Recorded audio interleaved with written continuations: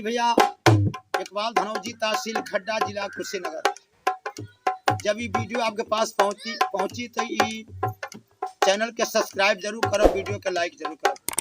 यही भैया हम भोजपुरी गीत आप लोगों के खातिर भेज रहा बानी। और बनल पासपोर्ट रहले आ गइल वीजा, बनल पासपोर्ट रहले आ गइल वीजा, जाए के सऊदी पलान हो, इसके उड़ान हो, इसके उड़ान हो। बनल पासपोर्ट रहले आ गइल वीजा, बनल पासपोर्ट रहले आ गइल वीजा, जाए के सऊदी पलान हो, इसके उड़ान हो, इसके उड़ान हो। जब सऊदी खूब रुपया कमायब, आयब घरे तो मकान बनवायब, आयब घरे तो मकान बनवायब। ये तो अब कृपी चाहारो हो, जाए के सऊदी पलान हो, इसके उड़ान हो, जाए के सऊदी पलान हो, इसके उड़ान हो। सऊदी से आयब तो गाड़ी ली आई, हमने के बैठी के घूमल जाई, हमने के बैठी के घूमल जाई।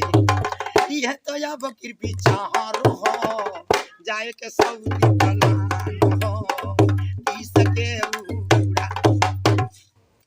कहताई घरे तना कारबा और वजह तनी बहरे कमाए, सरकार हमसे घर के कार पार ना लगी। कैसे कहताड़ी? अरे जानी जा तू बाहरा कमाए, अरे बात तो हमार मानी रजऊ, अरे छुटी जाई अब सारा परेशानी, लगा दो के रवानी रजऊ, छुटी जाई अब सारा परेशानी, लगा दो के रवानी।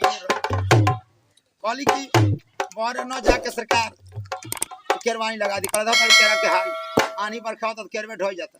हम जाते सऊदी कमाए, जब गए ना सऊदी तो मौगी फोन करी, हेलो और कारवा लागल, तार करवा लौकता है। सुनो, जब से आया हूँ सऊदी आंसू बहा रहा हूँ, जब से आया हूँ सऊदी आंसू बहा रहा हूँ, आफत गले पड़ी है बकरी चरा रहा हूँ। भैया ये भाग्य में नहीं रहेगा, आदमी कहीं जाएगा तो चला आज कर तकदीर साथ दिलवा जाके हो जा निक से कमाता।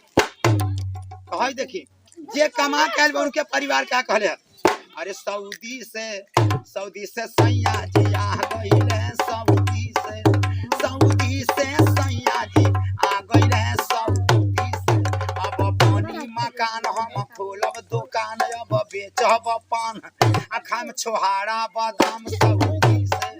सऊदी से सैया जी आ गइले, सऊदी से हम कोइनी ह फोन सैया लिहलनी सुनी, चली आइला यही जून सीना भइल दुने दुन। सऊदी से सैया जी आ गइले, सऊदी से शादी के बाटे पलान कुटवाए, मंसूरी धान चली आइले सवांग।